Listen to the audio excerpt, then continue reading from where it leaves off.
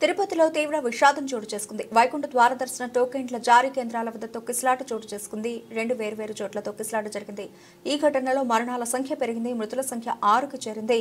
వైరాగి పట్టణ కేంద్రం వద్ద జరిగిన తొక్కిసలాటలో 3 చనిపోయారు. శ్రీనివాస అతిథి గృహం దగ్గర జరిగిన ఘటనలో 1 మృతి చెందారు. రుయా ఆసుపత్రిలో చికిత్స పొందుతూ 2 మరణించారు. తొక్కిసలాట ఘటనలో 40 మంది గాయపడ్డారు.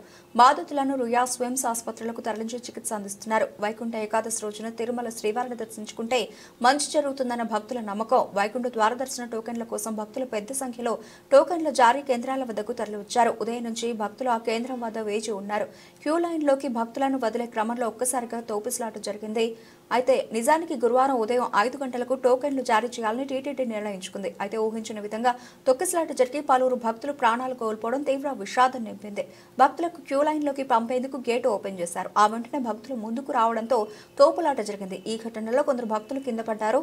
వారిని వెనకున్న వారు తొక్కేశారు. ఈ ఘటనలో కొందరు భక్తులు ఊపిరాడక ప్రాణాలు వదిలినట్లు పోలీసులు చెబుతున్నారు.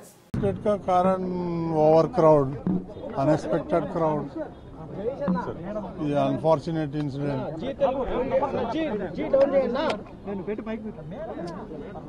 This is unfortunate.